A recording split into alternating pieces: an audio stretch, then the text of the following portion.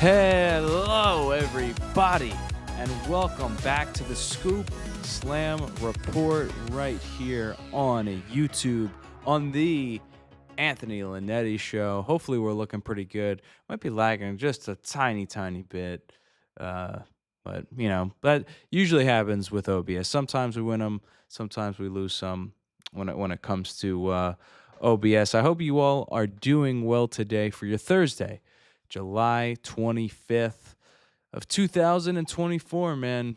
Flying by 2024. Today we're going to talk about some of the best professional wrestlers of 2024, which should be a very, very exciting show. Last week we had Anthony Blackwell on, and it was great. It was great. We had a great time, great conversation, as always, when I talked to ABJ. And we talked a lot about actually a lot of things. Punk, Drew McIntyre, their feud. We talked about Undertaker at WrestleMania 40. We talked about stadium shows. We talked about a whole bunch of stuff in that episode. So I encourage you, if you missed last week's episode, to go check that out. It was a lot of fun. It was a lot of fun with me and him. It's always, like I said, good time with ABJ, Anthony Blackwell Jr. And hopefully at some point I'm going to be hopping over onto his show and we're going to do some fun stuff over there as well. So now that I got that out of the way, I do want to bring up something here just to let you all know what could be some plans coming up. And Jake, the Tribal Chief, I see you in the chat, my man. Give me 1 second before I put any comments up, but Hope you are doing well, my guy. For our SummerSlam predictions, I have the show set up for. See if I can put it on the screen here for you guys. I have it set up for August 2nd, 2024, which is not a Thursday. It's a Friday. I should be doing my live show on Friday instead of Thursday for next week, and I'm going to be doing it with Rewind, Recap, Relive, my good friend Jonah, and we're going to have a good time talking about everything when it comes to SummerSlam predictions, what you can expect on the show, what we think is going to happen, all that good stuff. That's going to be on next week's show. So make sure, set a reminder, Friday at 6 o'clock, just like how we did for the 4th of July special. We did it the day before 4th of July at 6 o'clock. This is going to be on Friday, August 2nd at 6 o'clock for the Scoop Slam Report. Should be me and Rewind, Recap, Relive talking about SummerSlam predictions. So make sure, if you see this video right now, go like it up and set a reminder for yourself for next week to make sure you get, your Scoop Slam report in there. And, me and Jonah are going to have a good time. We had a good time talking about WrestleMania predictions. So we're going to have some fun. We got Gianna. I used to call her Gianna Graves, but I kind of dropped the Graves part of my name anymore, so we can't really do that. My chats now. I guess my chats are broken now. That's another thing that's just broken on the Scoop Slam report. But that's okay. That's all right. This always happens every episode, I feel like, with the chat. So I'm not going to put them up, but I will see them. So I will make sure to talk about your guys' chats and all that here on the Scoop Slam report. Let's get into today's show, though, shall we? I think we should talk about some pro wrestling stuff here. One of the things I did want to talk about is CM Punk's WWE contract. This kind of it didn't make me mad, but it just gave me another reason for me not to like professional wrestling journalism. Because, don't get me wrong, there's a lot of people that do professional wrestling journalism, and they do it at a high level. But then there's people that like to use it for views and clickbait and all that. CM Punk obviously is a big name in the industry. There's no question about that. All these reports came out about him wanting to restructure his WWE contract. Now, before I elaborate, that is what was said.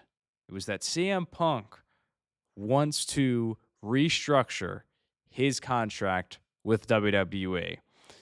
Then, the following day, which is today, it came out that WWE wanted to restructure his contract. Now, let me just say this here, right? What primary source does anyone have on these situations? Right? It's wrestling speculation. That's what I like to do on this show. It's what I've done in the beginning of the show and what I put this under here as well. It's wrestling speculation, right? I am just kind of like I just I'm kind of tired of like the misinformation, if that makes sense, that goes on with the media. It's just, if you are going to report something, please just don't do it for views. That's all I ask. It's I that and I mean enough said there as is, but Punk has been in the news for 2 years now, whether it be good or bad. He's been a hot button thing for people to report on and stuff. And just the stuff I saw today, it's just like, can we not do that anymore, please? Like, it just adds to more toxicity in the wrestling landscape of things. I understand it's fun to speculate some things sometimes, but at the end of the day, man, like, I don't think it's really needed. I don't think it really benefits professional wrestling. And I personally, this is just my take, right? I don't need to know how much these guys are making. It's none of my business. It's none of my business to know how much they're making, how many dates they have, etc. That's just it. That's it for me, right? Now, if something comes up and it's a part of something like how Ricochet's thing was like, his dates are finishing up in July or whatever, and he might go to AEW. I get that if his contract is expiring and all that, but this just seemed like a whole thing of trying to paint Punk in this bad light of wanting to restructure his contract. I don't like that. I really don't. The guy has already clearly been through enough when it comes to the media and what's said about him.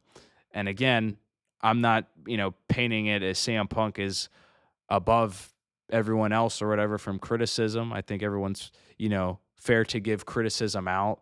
But this just genuinely seemed like it was just to try to get a jab out there.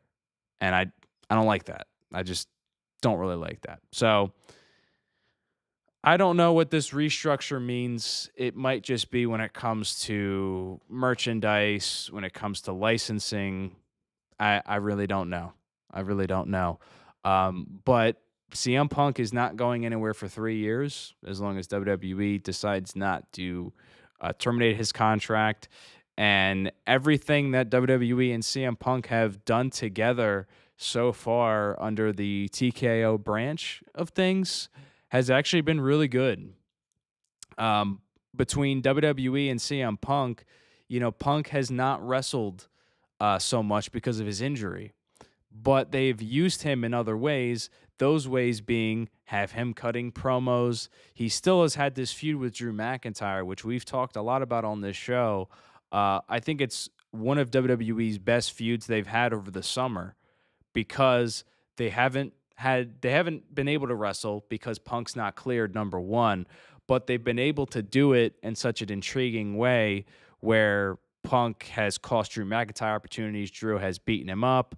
They've, gone back and forth with this, and it's so good to see because it's something different. It's something fresh for wrestling.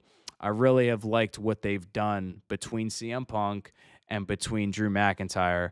And I really don't think, that there's going to be something like WWE wants to restructure the deal because it's unjust, it's unfair, or, vice versa. I don't think that's kind of going on because I think, you know, Punk has had a lot of spotlight on him and he's been a great moneymaker for WWE, bringing in merchandise. I just saw they're making a bunch of CM Punk action figures and more retro t-shirts that he used to have.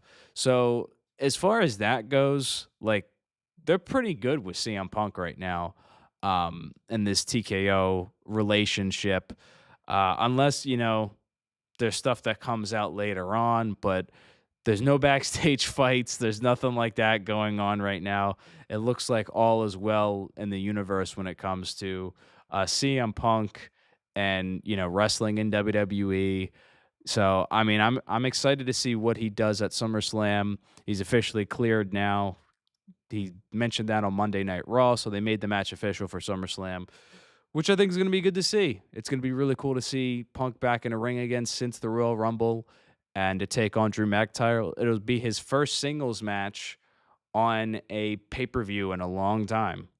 So, you know, keep that in mind too, because he's only wrestled the Royal Rumble in a live event with Dominic Mysterio.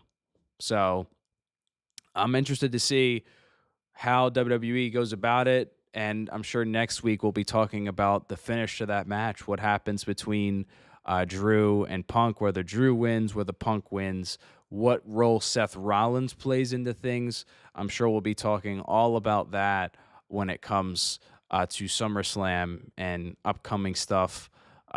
Even after that, where the feud could possibly go and the directions. We also talked a little bit about that with ABJ last week, too, about what directions Punk and McIntyre could take in the end and what kind of, ways that WWE can navigate this feud. Because I don't think it's just going to end at SummerSlam. I think WWE may continue with this feud, maybe even up until WrestleMania. So that's going to be something that we're going to have to continue to keep in mind.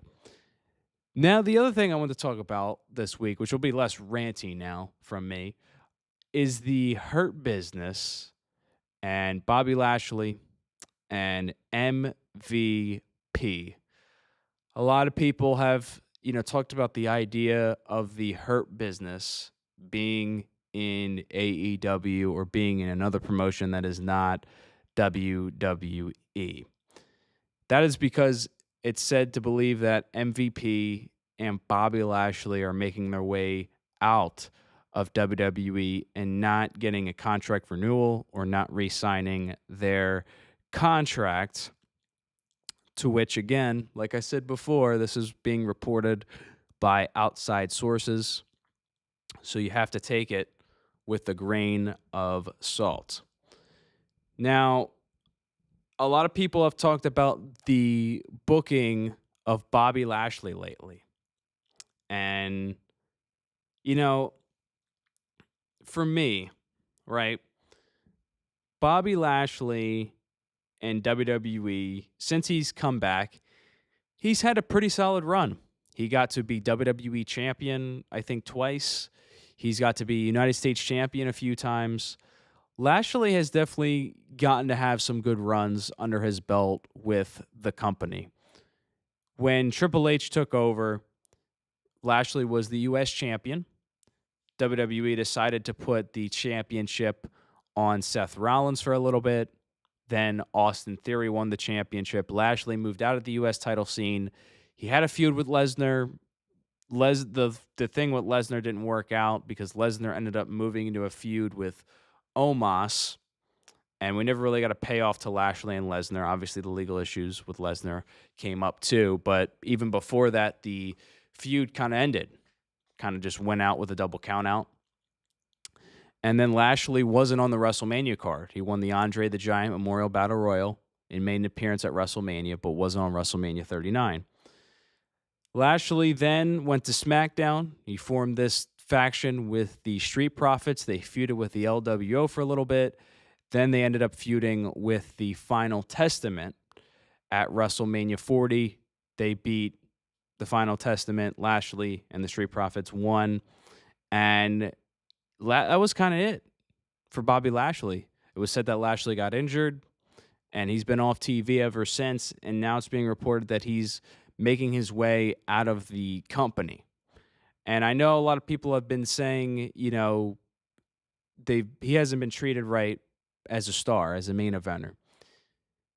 My viewpoint of everything is I kind of saw it as Lashley was winding down a little bit in his career when it came to wrestling.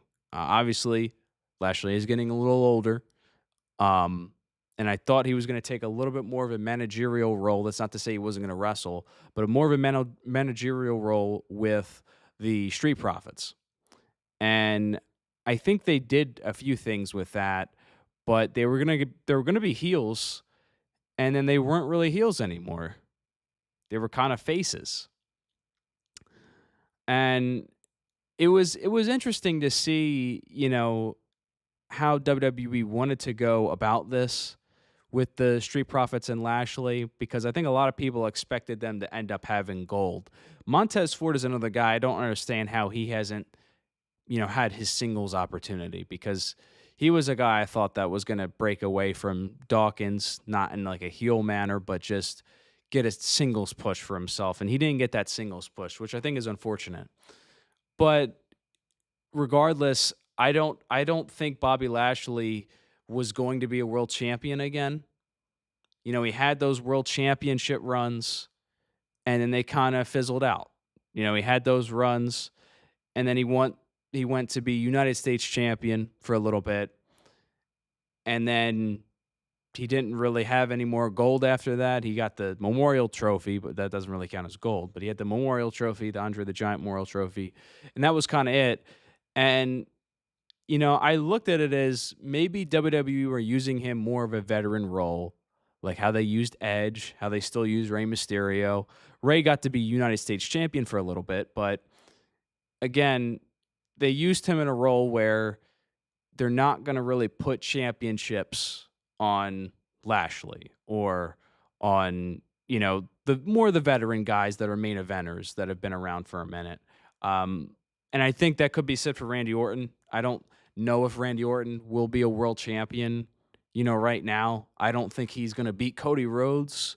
Could be the world heavyweight champion on Raw, but again, that division is pretty tight.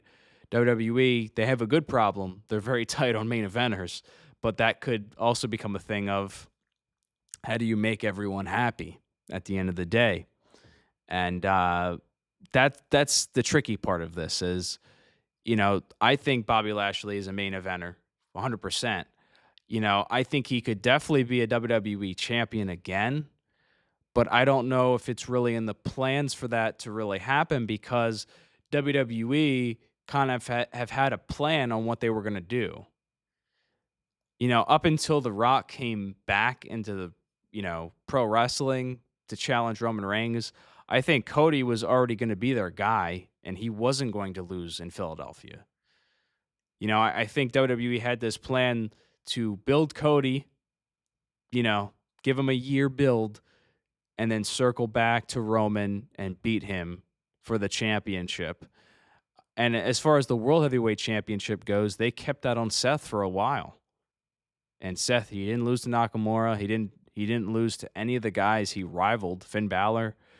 Um, so, and I would love to get your guys' feedback on this too, on what you make of it. But, I don't know. I can't say that the booking is bad, because I do enjoy WWE a lot more than I did 2 years ago. Um, but I will say again, it's hard to say, like, how are these guys not champions? But again, not everyone can be a champion. But I do think Bobby Lashley could have had a bigger role, especially on WrestleMania. And it's not to downplay the Final Testament. I'm a big fan of Karrion Kross. I just think the crowd wasn't that invested in it, you know? Um, it was the second match after Rollins and Drew McIntyre. So, from my perspective, I kind of talked about it last week, but also the crowd was chanting, "Turn the lights off." I was in the building. There wasn't too much investment with it. Um, and yeah, I hope it's not the end of Bobby Lashley's career. Um, I really think Lashley can do more in WWE as, a veteran being on the main roster. And again, this might not be it. This, again, is just a report that's out there that his contract is expiring. And I think my gut's telling me he stays. That's what my gut is telling me. If he does leave, I don't know. I could definitely see him back in TNA. I don't know if he makes the jump to AEW. If he does, it certainly would be interesting to see Bobby Lashley in AEW. Not AEW can't take all the people that WWE is releasing though, or the talent that's walking out of WWE. They just can't do that.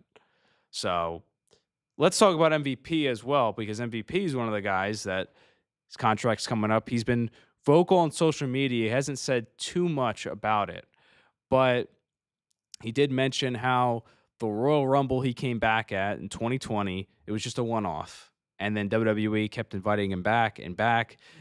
And MVP became a big part of Monday Night Raw during the pandemic era when they formed the Hurt Business. And that's what a lot of people are talking about right now, because you have Shelton Benjamin, that's free agent. You got Bobby Lashley and MVP, who could be free agents. And there's talk about maybe Hurt Business in, AEW, Hurt Business and TNA. I thought WWE were setting up the opportunity to do the Hurt Business in 2022 again, because they had all these segments with MVP. It seemed like they were trying to get them back together, and it looked like it was going to be with Omos. Now, at the same point, Omos was, like I said, with MVP. When all this was happening, I think Vince McMahon came back into creative around this same point, because this is when he was coming back into the company. So I don't know whether he just nixed the whole idea and said, we're not doing it. And that sucks if they didn't, because it would have been interesting to see what WWE could have done with a new Hurt Business, a reimagined one. Like, that would have been pretty cool to see how that would have played out, especially with Lesnar and Lashley in their feud. Because, they should have been on WrestleMania 39 against each other. That should have been the match that should have happened.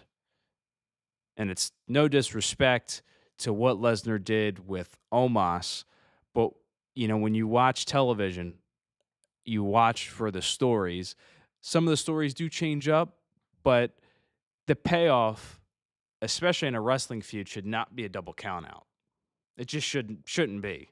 Usually the payoffs are a big deal. Someone gets over, or there's a common respect. There definitely could have been a common respect between Lashley and Lesnar, at least.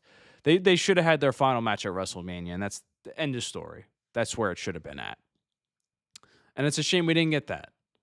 It really is. And I think because some of the booking that happened around this period for Bobby Lashley, I think that might have been what took him down the card more, which is a shame, because that has nothing to do with him, And again, like I said, I think WWE want to use the veterans as veterans, and some of the veterans might not get to be the world champions of the shows. But again, you do have to use this talent in an interesting way, keep them relevant, keep them vibrant on the show. And, I could have saw Lashley facing Roman Reigns. I don't know how we didn't get that in the Tribal Chief run, to be honest. A Lashley and Roman Reigns match would have been good. Would have been a good one to see. Would have been interesting. Lashley is certainly a threat to, Roman's championship run, or at least was a threat to Roman's championship run. And Bobby could be a threat to Cody Rhodes, which I also don't understand. You're telling me you can't have a heel Bobby Lashley against Cody? Doesn't even really need to be a heel either. Could just be face Bobby Lashley too.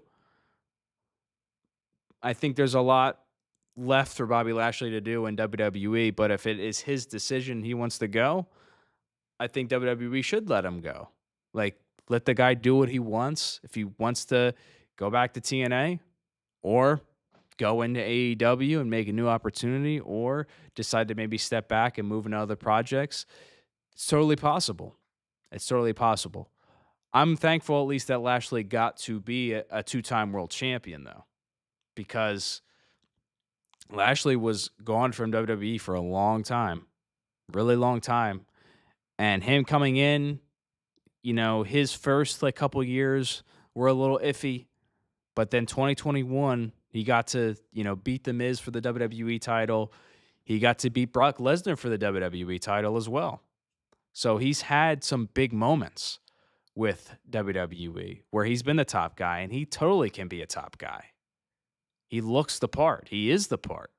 And that's why I think, there should still be an opportunity for him in WWE. I don't also know how this affects Omos in the future. Omos hasn't been on television. I think he is still working live events at WWE house shows.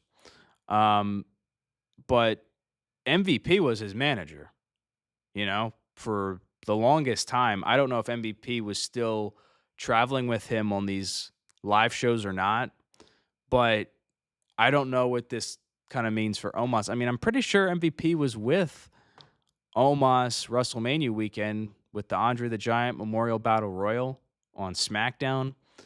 Um, but again, MVP wasn't used that much either because Omos really wasn't on television. Um, so I don't know what it means, for some of these guys. There's a lot of contracts that that came up this year. So this is a big like re-signing year for some of these guys. Um, I don't, we don't know what Omos' contract is either. I don't know, but the only one, if this is true about Lashley and MVP, the only one remaining left in the Hurt Business, or that was part of the Hurt Business, the OG one, is Cedric Alexander. And I know Cedric's been on NXT. He's been teaming with Ashante the Adonis. They put them together. They had a video package for him, but never used them really as a team. I don't know. I don't know what WWE is thinking here, or what Lashley or MVP are thinking, but it looks to be that at least MVP is probably on the side of leaving from his social media posts. Lashley's it's been quiet. So the other thing to take consideration, everyone last month talking about Ricochet. Ricochet's leaving. He's staying. He's going. Ricochet's been posting on social media nothing about wrestling. Just, he's been doing at home stuff. He's been having fun. We don't know anything on when Ricochet could be joining back WWE, whether he's, just taking a break, whether he still might be a part of WWE, or he goes to AEW. Maybe he's weighing his options out. I don't know. But wherever the talent I mentioned go, these are guys that you know have been top talents in other promotions and have made it to WWE. And no matter what they go, I mean, case for Ricochet, Ricochet's going to have a ton of bangers waiting for him. Even if he doesn't join AEW, he can do a ton of stuff on the independent scene. That's going to be really good. Like it'll really be good. And the same case for Lashley. If Lashley goes to TNA, the matches they can do, I mean, Lashley versus Josh Alexander, Lashley versus Moose.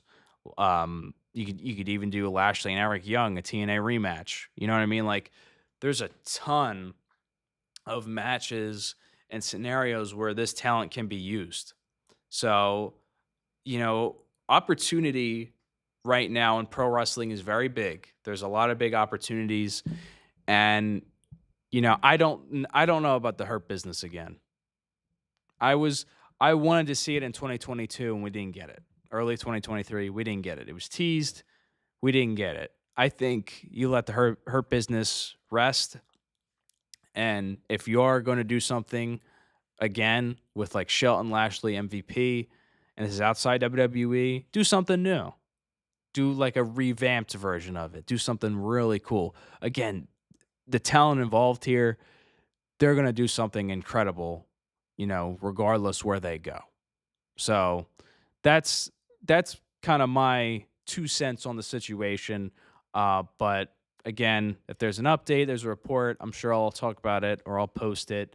But for being, a fan of WWE and all these companies, I want to see all these guys succeed. And I still think WWE can use Bobby Lashley in a big light. I don't know what's going to happen with MVP. He's been doing more manager stuff. I think, he might be writing out his career and maybe just he's going to do more manager stuff. But there's a ton of people he could manage too on the Indies, AEW, TNA. Again, there's a ton of opportunity, is the main message here that a lot of this talent can go do. There's a ton of things that can happen with the guys involved. So, speaking of, opportunity, the wrestlers I'm talking about today in their companies, the respective companies, they've made the most of their opportunities. I decided to pick this today because, with SummerSlam coming up, I don't want to talk too much about the rivalries coming up because I kind of want to dissect them next week with Jonah. So I decided to talk about the wrestlers that have really spotlighted 2024 for me. And I'm going to do them kind of not in order. So it's not like it's top tier list, like the last guy I say is number one or whatever. It's just kind of in a random order of people I thought like that have really done well throughout 2024. All right, I'm losing my voice a little here. Let's go through some of these names, shall we? I guess I would like to start off actually with AJ Styles.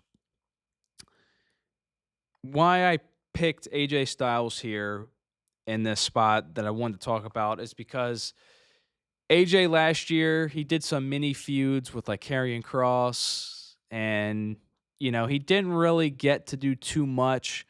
This year, he got to be involved with the Bloodline a little bit. He got to be involved with LA Knight and wrestle a singles match on WrestleMania. He got to wrestle Cody twice in 2 really good matches. And he also got to wrestle in Pro Wrestling Noah. I'm blanking on the guy's name off the top of my head, but they had a really good match. AJ looks amazing. He looks like 2016 AJ all over again, especially if you watch that match from Pro Wrestling Noah. Another situation here, like we talked about with Lashley, I don't know if AJ gets another world championship run. He certainly looks the part if he does. But I think WWE are using their veterans to, try to build the younger talent up. Really build the next generation of wrestlers for WWE. So I don't know if you get AJ with the World Heavyweight Championship again. I don't know if you do. I think I definitely think WWE are gonna, position AJ to do maybe an AJ and Punk match. I think that could be a possibility down the road. We haven't got AJ and Gunther. AJ and Gunther would be a great one to see. There's a lot of different things that WWE could do with AJ Styles. And, I'm excited to see what they do with him once they bring him back on the television again because he's been off for a couple weeks. And I think it's just been because of, Pro Wrestling Noah and being in that high main event scene. Now they're kind of giving him a break a little bit. On the women's side of things, I also wanted to mention Becky Lynch. Now, I know Becky Lynch has not been with WWE for a couple months now. It feels like almost, at least under contract. But from the time she was in WWE this year, I thought she had some really good matches. She wrestled probably at I think her highest level thus far in her career. And I don't know if she comes back or not. I guess that decision's up to her. I'm frozen. I don't know how long I've been frozen for, but that's always great.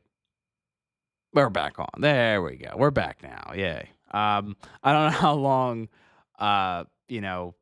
Becky's going to be out for or whether she comes back. We don't know what the future holds. But from the time she was in WWE, her WrestleMania match with Rhea Ripley, I was there for that. I thought that was really good. Her matches with Liv Morgan, I thought were really good as well. So I wanted to mention Becky on this list, especially on the women's side. I thought she had a really good 2024 from the time she was active. Swerve Strickland, the AEW World Heavyweight Champion.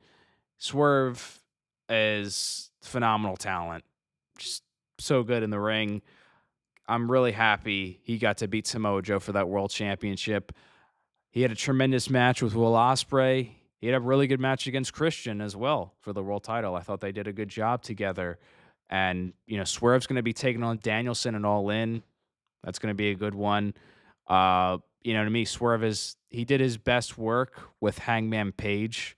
And I'm sure there's going to be another Hangman match in there somewhere for the world championship. But I really like the work that Swerve has done this far right now in 2024, and I'm so glad he's representing AEW as the world champion because he deserves it. Guy I mentioned in there, Will Ospreay.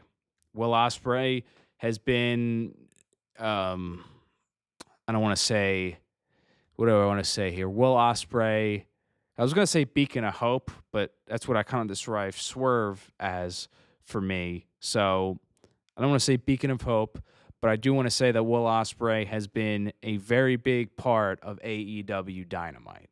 And I'm excited for Ospreay and MJF.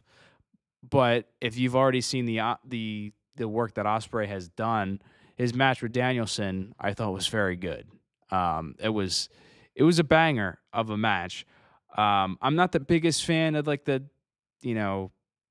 not selling stuff, but I can't deny the banger of a match that those two had. And whenever you have talents like Ospreay and Danielson in a ring together, it's magic.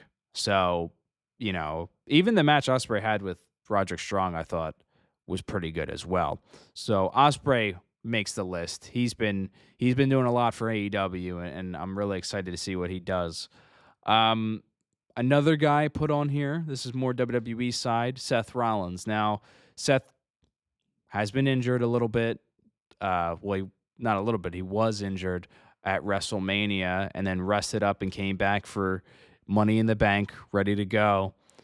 And I know he had the injury, but Seth definitely, to me, deserved to be at least in the talking point of this because last year he definitely was probably the pro wrestler of the year. But Seth this year carried WrestleMania 40 on his back, wrestling twice and also wrestling hurt.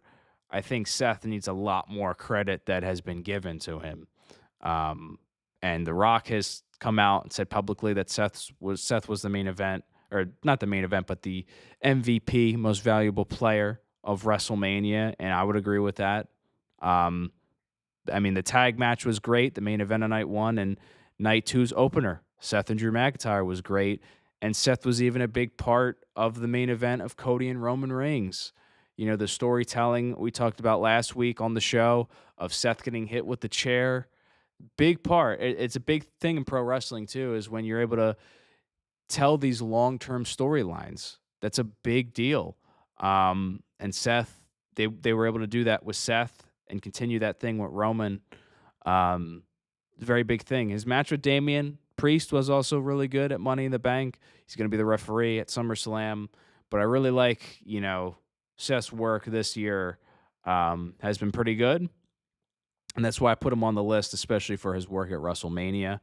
Another guy you could probably throw in there as well, Damian Priest, good world champion. A lot of people doubted him. A lot of people have doubted the feud between him and Gunther, saying that it's not world championship level. They're proving those people wrong, and good, because Priest and Gunther, to me, is a good showing of what the world championship scene can have, because you've already had Seth and Drew McIntyre and CM Punk involved around this championship.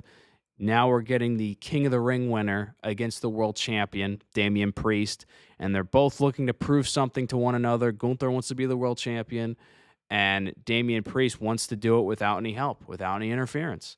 So they have these stories coming together, which is good. So, again, I put Damian Priest and Gunther on this list as well for good, best, great professional wrestlers. And I hope they tear the house down at SummerSlam because I think a lot of people doubted the level of feud that they could have, and WWE made it personal. They made the animosity personal, and they're gonna have, I think, a really good world championship match um, at at SummerSlam. So good for them. I'm really happy about that. Another guy that was hurt that came back. He came back at Double or Nothing for AEW. MJF. He was face for a little bit, turned heel. Is now I believe they changed the name to the American Championship. I didn't have time to watch Dynamite last night, but MJF's back to being a heel. I think MJF as a heel, he does his best work. He shines the brightest. Um, and I really do enjoy his promos. And I really do enjoy him as a heel. And his work rate is so good, man. MJF, top tier for AEW. Another guy, again, I could talk about their heel work and their work rate. Drew McIntyre. It's hard to deny, McIntyre has really wrestled all year. He was hurt for a little bit after WrestleMania, but really, he's done a great job with this heel run with CM Punk and all that. I really have enjoyed what these guys have done all together. Um, Especially, now it's going to kind of be a triple threat feud almost. I don't know whether Drew becomes a world champion again. I'm not sure what's on the radar for that, but I do know that him and Punk, this feud is going to keep going and keep expanding for sure. The talk also about on the women's side, I really do think Liv Morgan has improved a lot. And I'm not just saying from the storyline standpoint, I'm saying more so in ring. Her matches again with Becky Lynch, I thought were pretty good. She got to wrestle Selena Vega, which I thought was pretty good as well. I think Liv has definitely improved a lot. I haven't looked at the chat at all, but what's going on, Steven, and what's going on, Mick Thompson? Sorry, guys. I don't know when, I guess. Huh, this froze though, so maybe I wonder if this is old or not. No, it's pretty up to date. Oh well, you know how it is. I don't know. I don't know what I'm gonna do about this OBS system in the future, but we'll figure it out. But what's up, guys? Thank you guys for being here. Um, but yeah, as the world champion as well, she's got that match with Rhea Ripley coming up, Liv Morgan. So, you know, I think Liv has done a great job, and Liv has done a great job in the character department as well. I think she's really improved a lot, and her character has gained a lot more momentum too with fans, which I think why WWE didn't want to pull the trigger with her really before was because she didn't really have fan momentum behind her. But this storyline has really captivated people. It's got people interested to see what Dominic Mysterio is going to do in the end. And I think that's going to be interesting to kind of see where that goes. Stephen Chamber with a comment. It's somebody I missed on my list, but I have to also agree because she is a fantastic professional wrestler and done the best character work probably in AEW history. Tony Storm. I mean, it started in 2023, but she has kept going, and she's also built up Mariah May too with her. And they got this feud going on, which is probably one of the bigger feuds in AEW right now, too, that a lot of people are talking about. So thank you for reminding me. I would have left her off the list. I would have been mad later when I go back to this. But Tony Storm definitely is someone that she's just been at a high level. Um, that WWE run she had on the main roster was just, it was just awful what they did. She came in AEW with Saraya and Ruby Soho, and it just she turned just she turned into like this '60s Hollywood actress, and it just it's so good, the everything about it, the old Hollywood aesthetic, it's just perfect. It really is perfect, and I'm glad that she got to find her footing again in professional wrestling because she really is good. If you look at her NXT run She's really good in ring. So she's someone that should be at the top of that card. Marilyn Monroe, exactly. Exactly. That same kind of vibe. That it's really good. So I don't know if she was on. I feel like she might have been on the collisions with Punk. Because once Punk kind of went off Collision, I stopped watching. Um, but I did watch a lot of Dynamite too during that period. So, but at least on a consistent basis. But regardless, I mean, she's really done some great work, and I'm really happy that Tony Storm really was able to turn up this character because it really is really good right now. As far as anyone else, the two people I haven't talked about are Cody and Sami Zayn. I mean, I think Cody's pretty self-explanatory. Um, Match with Roman, tag match night one Mania. His matches against AJ, um, just really good, really good. I think his singles matches this year have been pretty solid. It's hard not to say that Cody isn't one of the best to do it right now. Um, Always a big ovation from the crowd too. Definitely a big ovation. And Sami Zayn, I mean, I think WWE at the beginning of the year didn't know what to do with Sami Zayn, but it ended up turning out pretty good with him as Intercontinental Champion. Um, I really like the work he's done with the title. He's got to wrestle Braun Breaker. He's gotten to wrestle Gable in some really good matches and help elevate Chad Gable into this heel run. Which Gable's another guy you probably could mention on here. Really, really taking off with this heel gimmick. I'm really happy for Chad Gable. The crowd is even chanting "You suck" now, like they did to Kurt Angle. They're doing that now to Gable.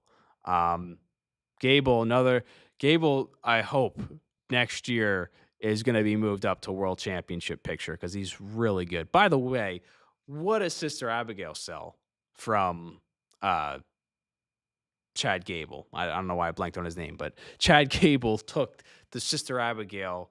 It might be the best Sister Abigail of all time, or whatever you call that, the swinging STO move.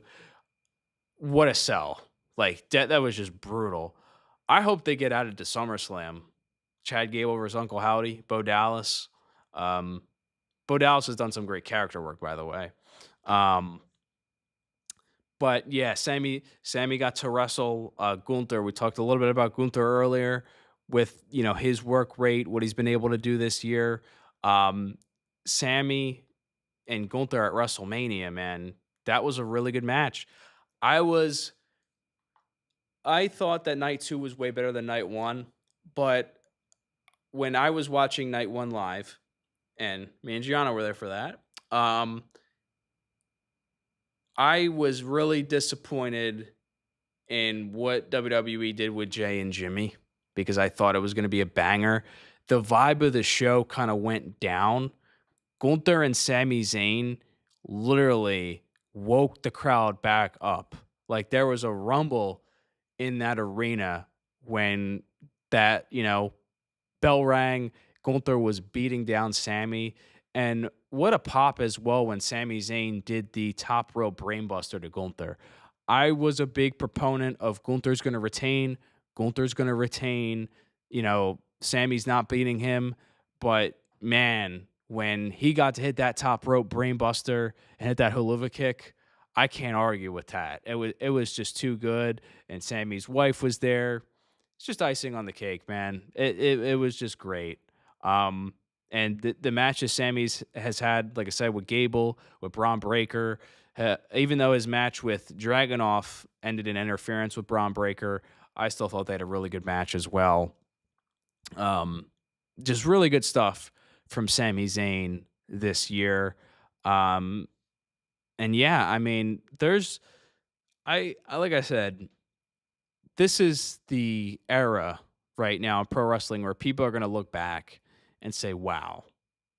You know what I mean? Like this is an era where it's no longer just about what was good back then in the Attitude Era. The Attitude Era was great for its moments. Same with the Ruthless Aggression era, same with the Golden Era. Like every era has their distinct thing, but this is like the era where pro wrestling is back. And the names I listed on this list, there's even people I haven't listed that are doing some really good work right now. Pro wrestling right now is the place to be. It really is. With the amount of talent that is either joining WWE, joining AEW, going on the indies and having fun, going to TNA and having fun, I don't see how people could really complain about pro wrestling right now. It really is the strongest period that it's been through in a long time, and I'm so happy to say that, because for a while, man, it just didn't resonate. There was like one or two good things, and then it was kind of it. AEW came along. Well, I mean, first Black and Gold NXT, I think woke some things up. The independent rise. Then we got to AEW.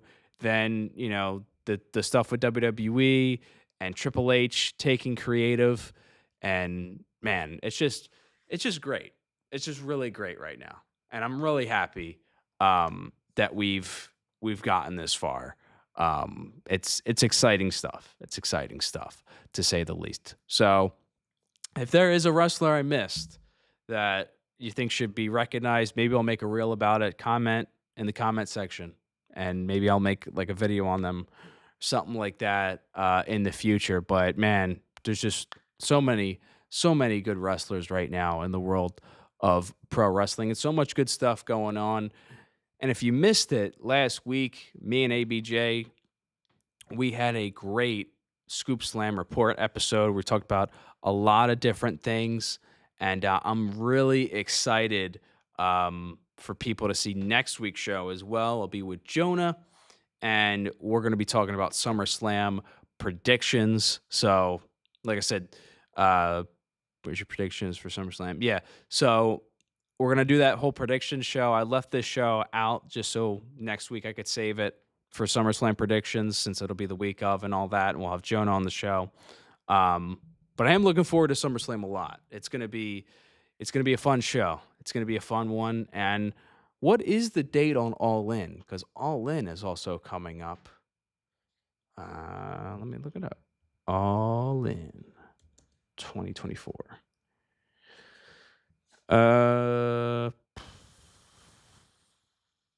August 25th. So I think that's a Sunday, I think.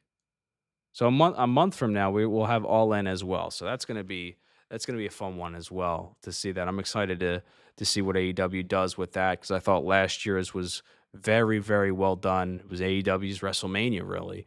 So I really liked what they did last year. But like I said, guys, if you missed last week, go check it out with Anthony Blackwell Jr. Next week, we should have Rewind, Recap, Relive. Jonah with us, great interview guy.